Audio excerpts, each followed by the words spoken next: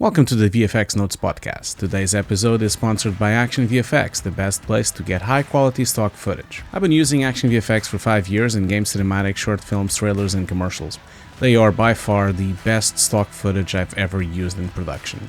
Use the offer code Hugo'sDesk for 10% on your next purchase. Please visit actionvfx.com to learn more.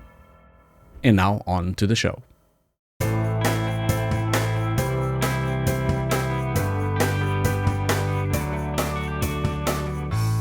Hi everyone, welcome to the latest VFX Notes. I'm Ian Fales from Befores and Afters, and as always, I'm joined by Hugo Guerra from Hugo's Desk.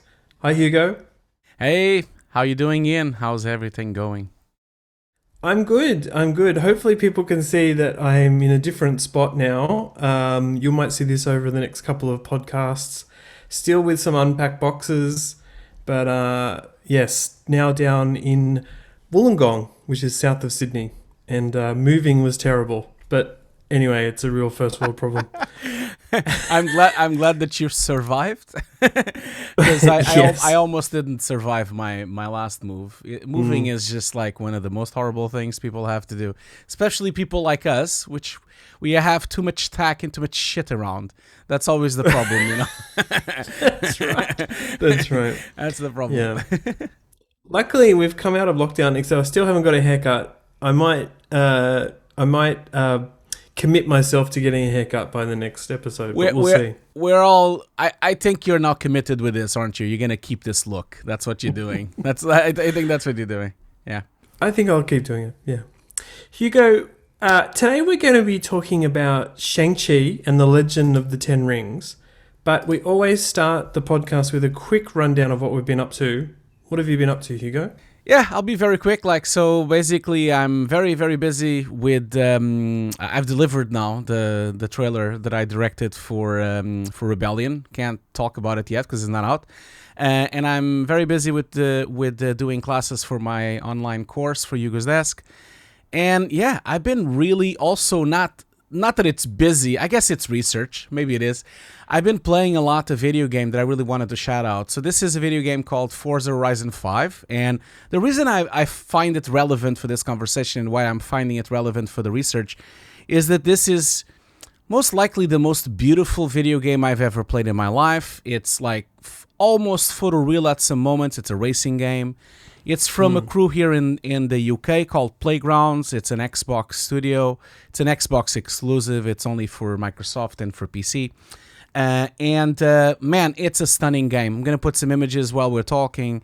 And it's like it has all the bells and whistles, you know, like 4K, 60 frames per second, full HDR implementation, like anti-alization 4 times. Like it's the works. And I think I've never seen such a beautiful game. And these engines, man, they are getting to a point. This game has some of the terrain and some of the scenery. The game is set on Mexico. It's just stunning. I really recommend people playing the game. It's so cool that they've spent so much time developing all these beautiful landscapes, and you're just playing with a Lamborghini at 300 kilometers per hour, so you don't even see anything that is there. But if you stop the car, I've done that many times during the game, you can see how detailed everything is. Like it's just beautiful, and I these game engines are really taking to another level. You know, it's almost like cinematic level now. So yeah, just wanted to shout out everyone should go and play this game because and support the game as well from Playground. It's beautiful team, a really good team here in the UK, and they've done some stunning work. You know. Yeah. Oh, nice. Well, I haven't been playing any games, but I've just been doing a billion interviews. Because, you know, films are back here. I'm back at the cinema. I think the releases are coming super fast. You know, Ghostbusters is out by the end of this week that we're recording. Yep. I just saw No Time to Die. June is still to come out here, but I've written a story. I mean, I can't even list all the things everything I've been talking out. about. Eternals is out. Like everything is out. I know. It's huge, which is great. I'm stoked, but flawed by all the work. But actually, what we thought we'd do today, Hugo, is because Shang-Chi came out on Disney Plus just very recently, plus a making of. We hadn't had a chance to take a look at that film. I had done about 13,000 interviews on it. But, you know, we both love the film so much, I think I can say that we thought we really should mention it and discuss the visual effects. Maybe I'm preempting too much about what Hugo thinks about the film, but let's see.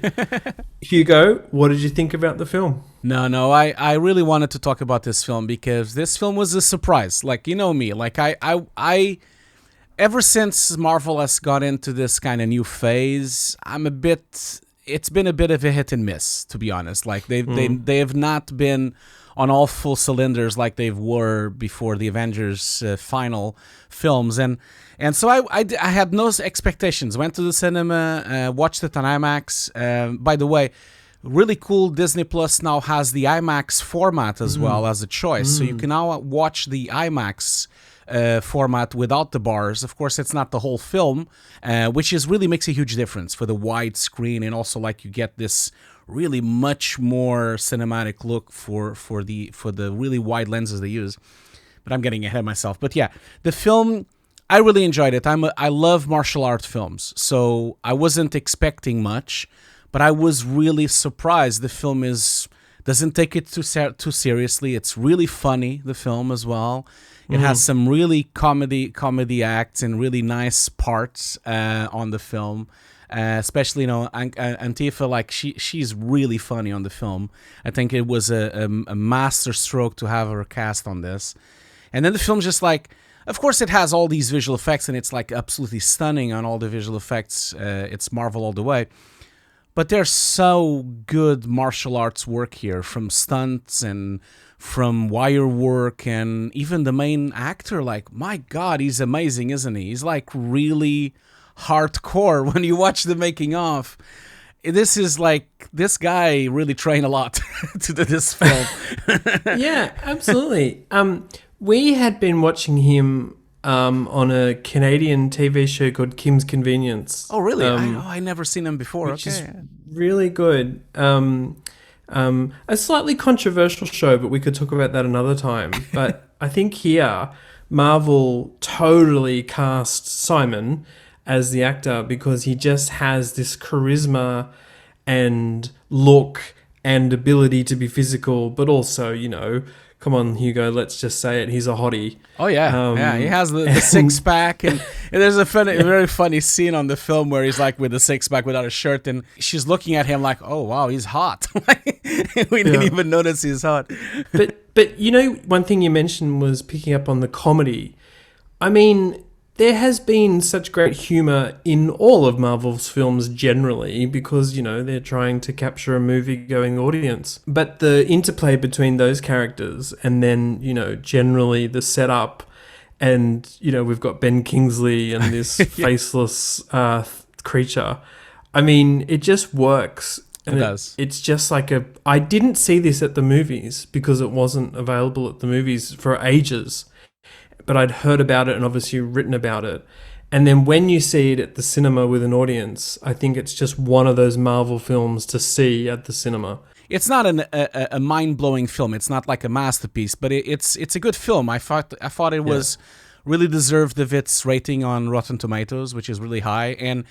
But it kind of brings me back to like the Jackie Chan films. It brings me back to, you know, like to Hero. It brings me back to House of Flying Daggers, to, Crouching Tiger, Hidden Dragon. It kind of brings me back to all those kind of films because it has a lot of a lot of inspiration from those films. And some of the crew is actually from those films as well. They brought some people from Jackie Chan. And so the stunt team led by Brad Hallen, which is really sad. Actually, Brad died before the film came out. I thought it was so sad. He was also the second unit director on the film. He actually never saw the success the film had. That's such a shame. But yeah, he and his team, of course, brought that kind of humor, the physical humor, almost Chaplin look humor, that they really managed to do it, both on the bus scene and of course the outside Macau scene on the building. Those two sequences are really, really reminiscent of Jackie Chan films. I think it's great, you know. Yeah. And like, as in, you can't take your eyes off it. It's also a bit silly, those moments, but also they're so great. Let's talk about the bus sequence. I mean, that's one of the first big action scenes. Damn, this is big, isn't it? Like, I was floored. I really advise people to go and see the behind the scenes. They have a bus on set, a real one. Yeah, this film was mostly shot in Australia, much at Fox Studios in Sydney. And, you know, it is the usual kind of setup. A gimbal, a heavy bus on the gimbal against blue screen. 6-axis gimbal. I can't believe they managed to get a 6-axis gimbal on a bus. Imagine the power those pneumatics have to have. It's just insane. Yeah. Yeah. I think those motion bases are like the secret weapon and hero of so many of these films that we see. They put Chinooks on them, they put cars on them, they put airplane cockpits, you know, and obviously they're just fake, but we just see them so much now in Marvel films. I've used them in productions as well. I've used them at Stellar Studios in Sweden, and it's so cool because what you have, I don't know if that was the case or if it was a custom software, but normally you have a full rig, you know, so we had like a full rig in Maya that we can control the whole 6-axis, and anything you would rig it on the Maya scene, because we had a replica of the entire hydraulic system in Maya. Anything you would do, it would just replicate it 1-to-1 at the same speed. It's mind blowing. It's really cool. Yeah, and what's amazing about this sequence, isn't it, is that it's not really just them on the bus as it's being driven. It's a fight sequence, and the bus gets split in half effectively, or, you know, torn apart by the fight.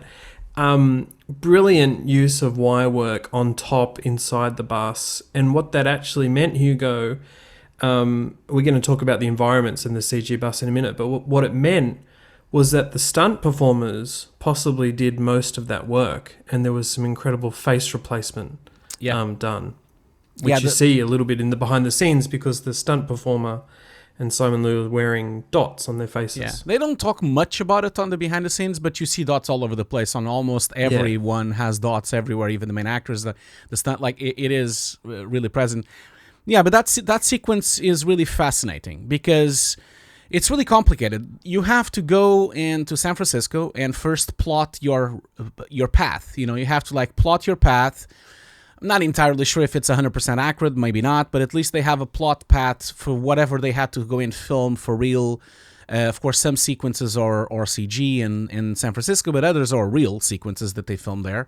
And then you have to kind of have the gimbal respond to the same exact curves and the same exact sequences, and at the same time have the light to match, because they had these huge panels of light. It wasn't an LED shoot, it was a blue screen. But you had these huge, massive light panels passing by to mimic the lights of the streets. So it's a really complicated sequence. They spent months on this. Like, they were filming this for months, this entire sequence. It's really cool. Yeah. A shout out to Dan Oliver, who's a special effects supervisor from Australia, who I think coordinated the SFX for that scene. And then the visual effects soups on the show, the main one was Chris Townsend. And then Joe Farrell was the, I think, associate VFX soup, and sort of led that sequence, I think. Yeah, he shows up on the making of as well, making some jokes. Yeah. It's everything is very easy. Everything is so easy. Let's just show it. Yeah. And of course, a promo for an article I wrote, both with Chris, but also Luma Pictures, who did the visual effects for that sequence. And they go into some really great details about, okay, they shot a lot of it live action, you know, with this gimbal set we're talking about. But, of course, you're replicating parts of San Fran, you're replicating the bus, you're dealing with destruction, you're also making digi-doubles. Now, I have to say that at the time this film was released and when we were doing articles, sometimes we're not allowed to talk about that stuff. And so we didn't really talk about face replacement or digi-doubles. But, you know, some of the scenes are quite complicated of Shang-Chi coming out the window, coming down. It's takeovers. That's a big part of these Marvel films. As much as they pretend that it was all done by him, he did do a lot of it. That's real. Oh, yeah. Like, he's very good, and he's like a Tom Cruise almost. Like, he's doing a lot of things, but not all of it. But the fascinating part to this about this, Ian, as well, is like the way it's filmed, you know, because they filmed it with a very wide lens. If you notice, like we are like with an IMAX format inside this bus, so we already have like a huge canvas to work with depth of field and with like detail on the image, because it's IMAX 4K all the way. So facial replacements are even more difficult now. And then you have this super wide lens, which is like millimeters away from their faces sometimes. You go through and you see the blades passing through and the face passing through. So this becomes not only like a monumental task in paint, roto, and compositing, but then you have the tracking, which is even more difficult because you have a super wide lens with a lot of distortion going on, and then a lot of movement in people fighting. So the tracking is even more difficult because of all this movement going on. It's really complex, but it looks so seamless and it looks so simple, and it reminds you so much of the Jackie Chan films, which they usually did these things inside a room, inside a room or inside some kind of building. But this is a moving bus. Like it's so complicated, and he goes in and out of the windows, and he zips in and out and goes up and down, and it's like a 360 almost like affair. Very impressive. But isn't it such great storytelling? Because this is when it gets revealed. She finds out that he's something special, right? Yeah. And why not reveal that in this huge action sequence? I thought that was great. Yeah. And turns out she's kind of good at driving as well. But I'm glad you're saying that, because that is one thing that I really thought the film did well, the storytelling, and I think the director and the screenplay is really good, because they've really managed to pick up the source material, which, let's be honest, I've read some of them. It's not great. It's a bit like a product of its time. It's like a 70s look at Chinese culture written by people that are not from China. So it's like it's a bit like almost like what Americans think of China. The source material is not very, very good. They've really turned it around. They managed to kind of bring the storytelling to very, very in line with the culture and the influences the film has from all these kind of great Chinese fighting films and sequences from Hong Kong and from the really, really big resurgence of Hong Kong films from the 70s. And the storytelling has all these really nice beats. The way that bus sequence is built, until that moment, you also as a spectator don't really know what he's capable of. Like, you have no idea. Like, because you see him before, he's like he works on this kind of... He's like parking cars, and he has a friend. Like, you don't even know. You see this really nice family reunion on the breakfast moment. You have no idea that this guy is a badass, like, superhero almost. They did the kind of keeping that secret and revealing it in a flashback. They did that well, I thought. Yeah. So, bus sequence, probably my favorite scene in the film, actually. Yeah. So.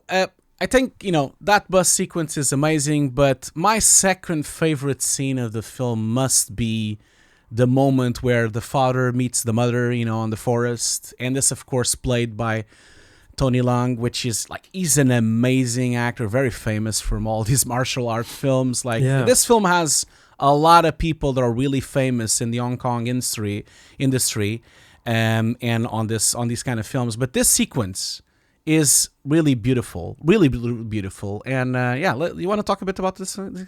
Yeah, I mean, I think this is the one that made you definitely surely think of Hero and House of Flying Daggers, because here they are performing martial arts sequences in slow-mo above a bamboo type forest, while also shooting, he does, power beads at her from the 10 Rings. It's beautiful. I really loved it. I'm going to say that the face replacement here is not my favorite face replacement work in the sequence, just up front. Yeah. But in terms of the actual sequence, I mean, it's very watchable and a beautiful addition to a Marvel film. A bit like what you said before. Oh, it's a Marvel film, but it's martial arts and different. So that's why I liked it. You remember the Marvel bit when you see the rings, of course, the rings and the power that he has and the way that he's hitting. But then when she's fighting, like, it's a completely different approach, really. No, I know what you mean about the facial replacement. And in fact, I think the facial replacement loses a lot of gas later on in the film. When you have more fights with the ant on the film, which is played by Michelle. Last name. Yes, exactly. So and her sequences have a lot of, not say problems, but you can kind of see some issues with the facial replacement, which is actually visible on the film. I think it doesn't really help that the film is in 4K IMAX sometimes on these things. But we saw the behind the scenes, and we read about, you did a lot of articles about these sequences. So this sequence is like, it's actually a set, right? It's actually a stage, which people kind of, and they actually have a name for the entire sequence, don't they? Yeah, I mean, I think the VFX vendors knew of this sequence as the love fight, because obviously this is where when Wu and Yingli fall in love, fall in love, but they're trying to kill each other. And I think what I loved about this scene, apart from anything else, is it's wire work. Or, the noodles and the other kind of the platform, the ring platform, use. But because they're part of martial arts sequences now, they just look so delicate and beautiful. And then you're often in slow motion. And here as well, what you had was just beautiful simulations of leaves and debris and obviously the power energy beams from the 10 rings. All that work, plus the set extensions, was done by Scanline. They did a really terrific job on that. As I mentioned, I just thought the face replacement here wasn't as, I don't know, it kind of stood out more for some reason for me. Part of it is she's got a mask on, like for some of it. Yeah. But then she takes away the mask. I know what you mean. But the sequence, the sequence has a lot of not the particles work, for example, which again is another ode for Hero, of course, but this time it looks flawless because, of course, on Hero the film is already a bit old. It's already showing its age, and you can kind of see the particle work is not as stellar as we kind of thought when we watched it back then. But I'm really glad you mentioned the backgrounds, because this thing is stunning. This is done on stage, so you have a stage which they've built a lot of it. Have the floor, you have some of the rocks, you have some beautiful stage here, you even have a first layer of trees. But then, oh my God, there's like a blue screen behind those layers of trees, and I can't even imagine how difficult that must have been to deal with. I love that you mentioned this. I am obsessed with this in behind the scenes visual effects stuff, right? I get it that you can't build a blue screen to cover lighting rigs, and often you can't, put a green screen up that covers everything. But it's so consistent, isn't it, that they'll build a set and a partial set, and then, because they're getting dynamic shots, they put the camera down low and look straight up into the lighting rig. And I just want to ask a VFX artist, maybe you've had to do a shot like this many times, how does that make you feel? You've got a roto bamboo, you've got to key it out. I mean, it's incredible work. I've been so many times on set on this situation where, we have a plan. There's a plan, and we say, okay, we're gonna need a blue screen of X meters by X meters on that side. We're gonna have a blue screen on this side, and then it's like we prepare this plan, and then we go on set, and the plan just goes and gets binned, because let's put because the whole plan was maybe on a 35 mil or maybe on a 50 mil, and we were gonna look on the left, and then the director and the actors come in, and they change the choreography and they change the fight, and then suddenly, okay, let's put an 18 mil, let's put a 24 mil, let's look at the left instead, let's look at the right. And by that time, the actors are there, the expensive people are there, the famous Hollywood stars are there, there's nothing you can do anymore. There's no time to put any more rigs, there's no time to put any more blue screens. And at that time, when I'm on set watching these things, my heart just sinks a bit. But then I kind of think, okay, well, roto there, roto there, roto there. There's no other way. That's the problem. You cannot do a 360 of blue. It's impossible. It's too much rigging and too much cost. It's cheaper to roto at that stage. And as much as you can prepare, you can never be fully prepared for any changes on set. And Marvel changes a lot, and it's difficult to deal. And we're talking, this fight is shot with a super wide lens. Like, oh my God, sometimes they almost go into you, like almost on 3D. It's really wide, so there's nowhere to hide. Nowhere. Yeah. And look, the masterfulness of these visual effects artists is they can just deal with that. It's not an issue at all. We're only bringing it up, I think, because it looks amazing that, these sets are sort of only partial with the blue screen. So therefore, there's a lot of work. Of course, so much of the bamboo and backgrounds are replaced. It's actually awesome to have them in camera because it helps with the lighting. Yeah, it's a great reference. At this stage, that's a reference plate. It's nothing more than a reference plate because they're going to replace. Yeah. It's going to be more difficult to merge it into the plate, so it's might as well better to just put it on CG. But I find it. A lot of people find like, oh, but why did he even bother to do the set? It's very important to do the set because you then have time to go in as a VFX soup to take photos, to get references, get HDRs, get the actual look on camera of all of this material so that you can again go back to base and do the CG of it and do the actual materials justice, So I think... But yeah, it's a beautiful sequence. The slow motion, the poeticness of it. It's so poetic, the music... They're almost making love on a fight, but they're also fighting. It's really like a very sexual innuendo scene. It is, which is really lovely, So yeah. Well, in that regard, they do kind of get close to exchanging the 10 rings. I wanted to talk briefly about the ring effects in the whole film. One of the really interesting things here is because of the way these Marvel films get made, of course, different vendors take on different ring shots. I think Digital Domain started some of the early development on this, but all of the studios did that. And what also apparently developed was, there was going to be a style of the ring effects. And then, as often also happens with Marvel films, Wang-Wu was able to use the rings in different ways, like a whip or something more disastrous, or more like energy beams. Here it was poetic and beautiful, but later, of course, it's a lot more catastrophic. What did you think, Hugo, generally of the ring effects? The ring effects are great, and they are a really big departure from the comic book, though, because on the comic book, it's not really rings like this on the arms. It's more like rings, like actual rings, like when you have, like on your fingers. But the thing was that they didn't want it to be too close to, Thanos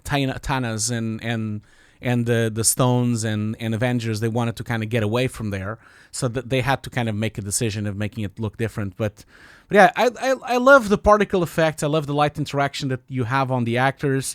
It's really beautiful particle systems that they've created around these rings, and the power of them as well, because they use them also to kind of float and fly and jump and land as well. So you have this kind of like power surge coming when they go to the floor. There's even this really beautiful 360 shot on the beginning of the film when he's fighting these troops on the snow areas, which is really lovely with the particles. Which that sequence, of course, is also quite mind-blowing, especially because it wasn't snowing.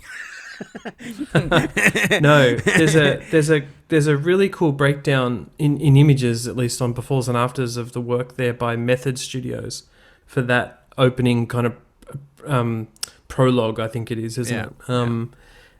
They did stunning work, and as I just mentioned, Marvel developed the story as things go, and I think they shot it somewhere. Either in Sydney or elsewhere. It was a park. It's called Sydney Centennial Park, I think, or something like that. Centennial Park, yeah. Just around the corner from where I used to live. But, but yes, not snowing, not in Australia. No, you see the dailies and it's like, okay. Yeah, great work though. No, I'm sorry. I moved the conversation out of the rings, but I found the power fascinating, which is really nice because this is not a superhero film. It's not like, you don't have Thor, you don't have the Hulk, you don't have those kind of things. It's a bit more like Black Widow. He's like not a normal guy, but you know what I mean. Like, he's a more normal guy. It's kind of possible that maybe he could do all that stuff. But the rings is the magical bit that they bring into the film to make them like superheroes. It's almost like they are not the superheroes. The ring are the superheroes. And I thought that was really well implemented on the film, because they look lovely. The way that of course, there are full CG implementations on the arms, and the way that they kind of like do these vein effects on the arms. It's really beautiful. Yeah. But what do you thought about them? And tell me a bit more about them.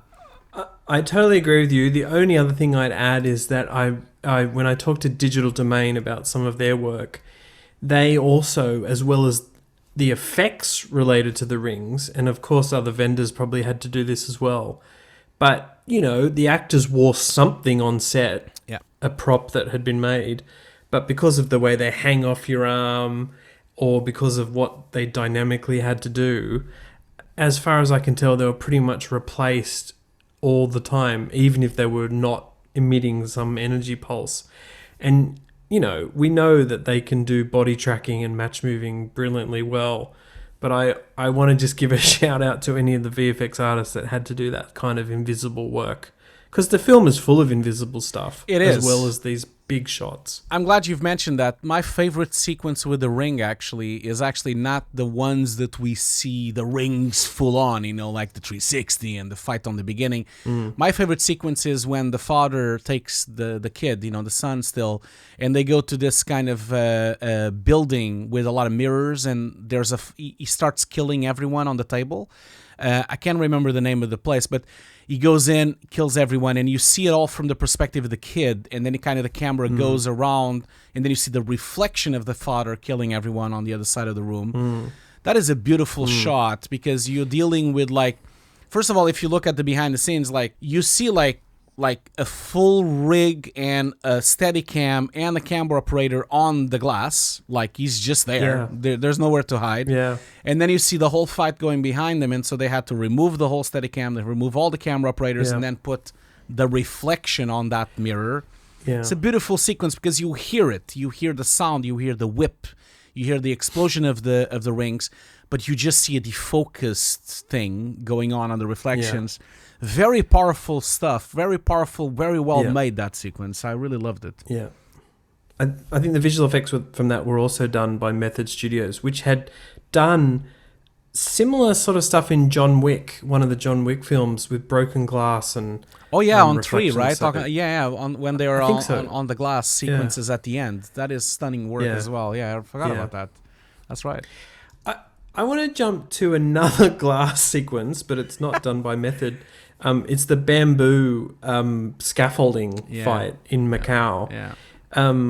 It's another sequence, Hugo, where I feel like they did a pretty great job of building what they could for this, given the storyline, which was, against a blue screen in Sydney, a large, partial side of building with mirrors. I mean, effectively they're windows, but they reflect everything. Literally everything. And enabled the stunt performers to do something in it, right? Sometimes it's a tilted set, often it's just a up and down set. And then Rodeo Effects did a stellar job, I thought, in basically building out a whole Macau, which they couldn't go to Macau. Cityscape. They couldn't go to Macau, and they had to kind of improvise, because that was like peak of COVID-19. This film was actually interrupted by COVID-19, and they stopped and then come back. My God, that sequence again, it's like the bus, but it's like 10 times more the bus. Like you have again, watching that sequence on IMAX and watching it with the wideness of those lenses, it gives you vertigo effect almost, like when you're watching them looking down at the floor and looking up and looking down and sideways, and the camera just goes all over the place. It's but still very grounded. The camera feels very grounded on this film. The camera is not flying around like an early like Panic Room, like an early David Fincher film. Like it's not doing that kind of stuff. It's very grounded. You can feel that it's like a a very much gripped camera with a steady cam with like, it's really nice. But yeah, that sequence is stunning. Again, big performance for the stunt coordinators and for the stunt work as well. A lot of wire work. They're doing some beautiful fighting sequences. They're all synced up together. Of course, there's a lot of takeovers, of course. But that combined with the full CG environment of Macau, plus the reflections with the glass, they had to remove and paint everything out of the reflections, but then keep some of them, because they had to keep the reflections of the fighters as well on the sequences. It's a beautiful sequence, and it just goes on and on and on and on. It's like 10 minutes long, and I'm like, how many shots does this thing have? It's very impressive. And I when I was watching it for it's like the bus, but it's like 10 times more. I found it was really, really fascinating. Yeah. It's interesting to me, they're writing a story about the origin of these rings and the origin of these characters, but I often think of these films now, I'm going to be honest with you, Hugo, as a bit like Star Wars films. And what I mean by that is, I feel like Lucas and some of the Star Wars writers, they are thinking about set pieces, a chase, a location to do a fight in. That's what's happening. Oh, let's have a fight on a bus. Let's have a fight on a bamboo scaffold. And I'm like, I wonder whether at some point someone goes, whoa, stop. But clearly the VFX team and the stunts team and production design and pretty much everyone, makes it happen. And this one just would have been maddening, I think, in terms of, we've got to shoot as much as we can, but you're going to pretty much replace everything anyway. Imagine that, no, but it's incredible though. Yeah, it is. But I know what you mean. Yeah. The set pieces, you can kind of feel. No disrespect. I'm not saying the set pieces were created before the story. Sometimes they are though. It's interesting that's sort of what I mean. No, but I know, but there's no disrespect on that at all. It's funny that you're saying that. The other day I was watching this interview with Tony Gilroy, which is the director. He was the writer of Bourne Supremacy, and he was the director of Michael Clayton. And he was doing this talk on the BFI, and he was like, he's a really good screenwriter, and he was talking about his process of screenwriting. And he basically mentioned this, he talked about on the Bourne Supremacy, a lot of the sequences were actually first the sequences of action, and then they kind of got shoehorned into the film.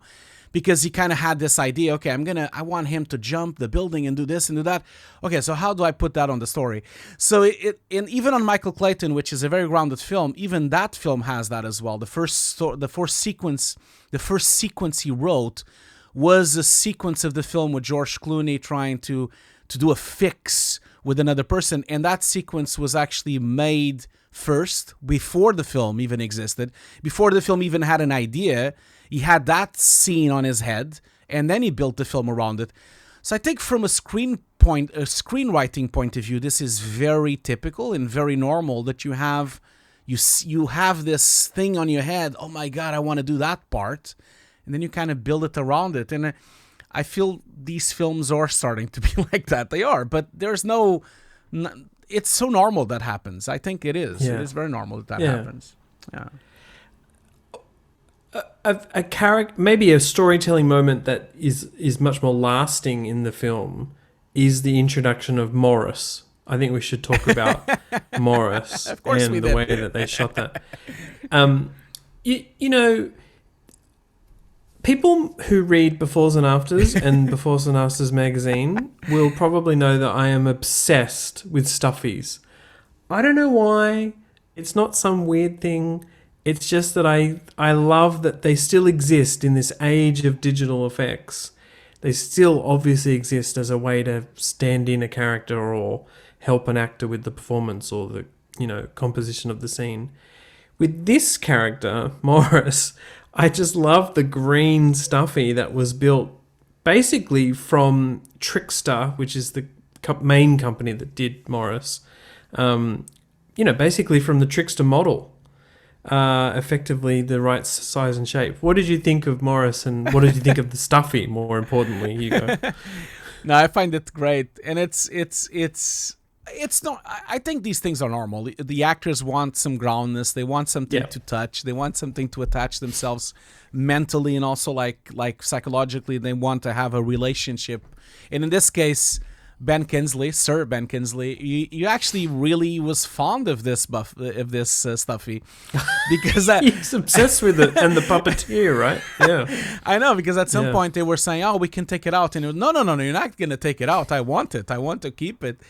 And I completely understand why they exist, and they are, of course, at that stage it's just a blue, like just like a green or a blue thing that they build like a pillow.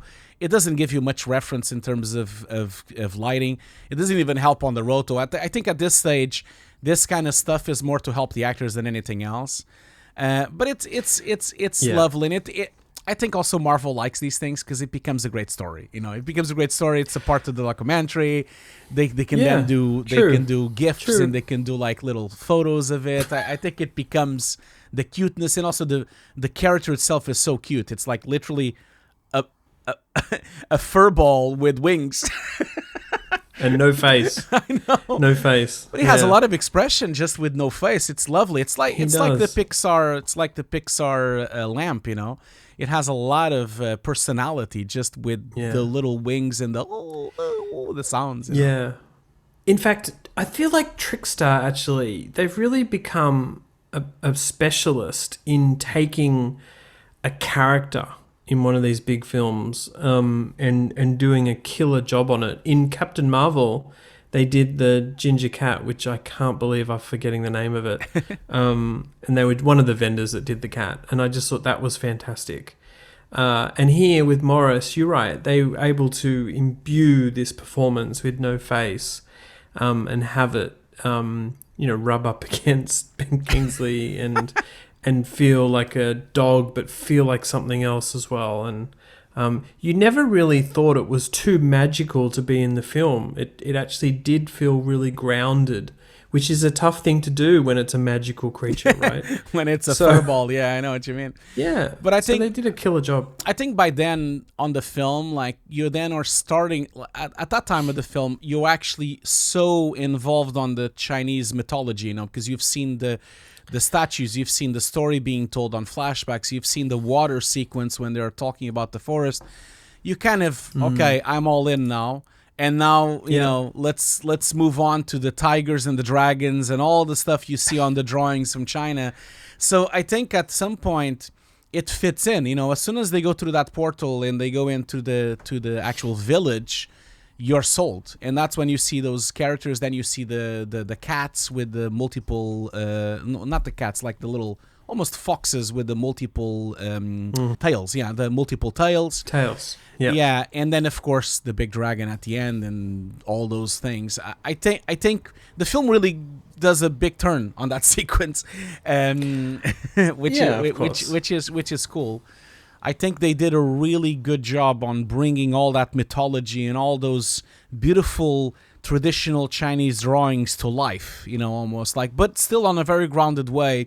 They still look photoreal, but they still have a huge link to the stylization that they exist on these pieces of drawings and pieces of paper from centuries ago. So I thought that they did a brilliant job respecting this material. Yeah. And actually, if we're talking about the end sequence, the dragon sequence, I am fully here to admit that I have become a little bit wary of some Marvel films where I always feel the first 2/3 build up the action and the story so well, like I'm really always intrigued and I'm sucked right in. And then, it's a Marvel film. The third act is a huge climax and an action scene and, people die and things happen. And here, that of course happens and it's huge and it's absolutely crafted with a huge extent of visual effects here by Weta Digital. But I'm going to say, when there are moments when the characters are riding atop the dragon and then there's the other creature, they really stage that and choreograph that really well. You never were too out of place with the action, which I sometimes can be. They they really staged the camera and layout here so well. And we can talk about the actual visual effects in a minute. But I thought the choreography of it, despite some crazy battle action in the background, was easy to watch. I think that has to do with what we were saying in the beginning of the film. You know, that comes a bit from the director, Destin. Like, the fact is that he split that sequence with real sequences. So they had the real village that they actually built, which of course had a lot of set extensions, a lot of matte painting, a lot of backgrounds, but the buildings were there, real buildings that they've built. And so I think Destin did a great job editing the wide-angle martial art typical normal fight sequences mixed between the big dragon sequences in water and simulations. There's a really good balance there, and so it's not full CG all the way like some Marvels or film are, where you have like 30 minutes of CG, almost like a Transformers end of the film. Because you keep coming back to the place where they're fighting on the grounds, because you keep coming back to the buildings, and you keep coming back to the main actors, just doing fighting, just doing kicks and doing punches and everything, it just really brings you back to reality. I think the use of cameras, also even on the full CG sequences, you see the camera is quite static. It doesn't move much, only moves when it needs to. You have a really nice work with very long lenses when you see the dragons. You're never that close or that wide to them. I think it just makes it more realistic. His choice of lenses, the wide angles, the IMAX format on certain sequences was really pivotal to make it so grounded, I think. Yeah. I suppose another thing that worked, given that it had to be an enormous CG sequence, is the actors were kind of interacting. This is mostly when they're in the aerial battles and, water-related battles. They're interacting with set pieces. They might just be blue screen set pieces, but you'll see in some of the behind the scenes, I'm sure Hugo will post, that they were kind of almost like massive 3D printed set pieces. Yeah. And again, I think they were based on Weta Digital's models, CG models. So they had that was cool. They had entire entire sections of the dragon, which was really cool. Yeah, and full rig, blue screen, of course, with wire work. Yeah, but that was very impressive, and again, gave the actors some groundness because they could feel the little parts of the dragon. They could feel where to connect and where to hit. I thought that was great, but also I like the set pieces as well. Really break up that sequence because you have the father son relationship. You have, of course, they fight twice. They fight first on the temple, which is a beautiful set that they've built, and then he goes all the way through the water, and then he fights at the front of the gate, which is of course a full CG set. But the way that you have these pauses, and also like he's underwater as well, all these pauses that really break up this fight sequence, and I think that's why you're responding so positively to that, and I think that's why the film has such a good rating and it's so well regarded. I think it's so hilarious, Hugo. I just before we chatted, I rewatched just part of that sequence on Disney Plus, and I'm like, that is a ridiculously huge sequence. There are not just the dragons and the big creature. There's these other winged creatures. There's digidoubles. There are the most enormous water sims we've seen for ages, which will be eclipsed soon by some other film. It's sort of like, it's like a mini film in itself that Weta Digital has pulled off here at the end. And I think, I don't know what to say about that, except that I cannot believe that we're here now with Marvel films, that these sequences are just so big. I don't think we're blasé about them because we're talking about it and admiring it, but it's just almost expected that these sequences are getting bigger and bigger. And I guess I'm privately scared of that because where else can you go? I know. But they pulled it off. I know what you mean, because this is like on par with the Avengers Endgame sequences at the end. Yep. Because that's also like a 20-minute sequence, which has everything. Like, I mean, even the kitchen sink is there. So this is the same thing. You have wire work, you have roto, compositing, you have CG, you have dragons. You have fucking dragons going around and flying around, and then you have the other dragon, which is even bigger than the normal dragon. That's the cute thing about the film. You first see the dragon and say, "Oh my god, that's the big one," and then there's another one that is even bigger that shows up later on. So the film keeps like putting like all the decks on the table, and then there's more to come. I think it has to do with the fact that this is filmed by people really trying to make a realistic approach to it. Like the camera never does anything that you wouldn't feel the camera could do, and you never have a moment where you get turned out of the experience because there's something on screen that just looks stupid. Or I think it's very well balanced the whole time. Well, I'm not even talking about the CG anymore, because the CG is flawless and it looks. I think the only thing that the film didn't do as well was the face replacements, but that's of course difficult work, and not always it can always be done properly, especially if it was filmed in a certain way. But yeah. Well, I want to turn to the face replacements in a minute, but I was going to say, I think you're dead right about that. And part of the reason is, although there are these huge sequences in Shang-Chi, it's a personal story, including the showdown at the Mountain of Souls, is it? Between Wenwu and Ching. Like, I think that's a huge sequence with the rings and power beams, but we just care about the father-son thing. Well done, frankly, in the storytelling, that we care about that, despite the huge effects there. And Hugo, just on the face replacement, I mean, the truth is, I would love to do, a whole nother story about how the VFX vendors approach face replacement here. Clearly, sometimes it's a digi-double if it's more of a background action character. I assume there's just lots and lots of 2D face replacement being done. Rising Sun Pictures, which worked on a few different sequences, did mention that they used some machine learning techniques for the face replacement. I'm sure that some of the other vendors looked into that and have been doing that in recent films. So there's like a whole other, kind of side of this film that enables it to get made with all those stunts and martial arts. And face replacement, apart from the few we've mentioned, I think it was largely invisible, which is what it should be. No, it was. No disrespect to anyone worked on it. I thought it was very good. It's just that there's a few moments with the sister fighting that you can kind of see a few little things. And I think sometimes it's not even because of the visual effects. I sometimes think it might be even the acting, or it might be even the expression on the face. It might not fit in. Because the reality is that you're trying to merge a face of someone else to another body. So in this situation, you have an actress, which she's like 60 years old at this stage. I think she's almost 60 or just about. And then you have, of course, a stunt person, which is probably 20-something or 30. Obviously, it's going to be a very difficult merge, because the way the face, even if she acts as best as she can, she will never be able to be as fluid as a 20-year-old or as fluid as a 30-year-old.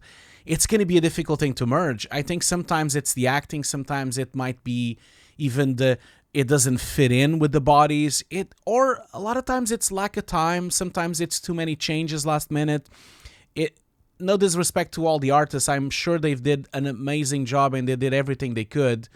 But I never talk bad about these things, because I've been there. I've been there where sometimes we don't have the time to do our best, or sometimes we don't have the budget to do our best. Like, sometimes there's limitations, because a lot of people on YouTube love to talk shit about visual effects, but they haven't been there, like sometimes you just cannot get there because maybe the money ran out, or maybe time has ran out, or maybe there's so much interference by the studio that you end up doing so many versions that kind of it goes looped and it gets worse than better. Only people on the ground working on these kind of shows really know what it's like, So I'm always reticent to like talk bad about something, because I don't know the full scoop. I don't know the full story. I don't know what went there. It's only a couple of shots that had happen. I mean, maybe someday I'll meet the guy that did it on a pub and he'll tell me. I don't know.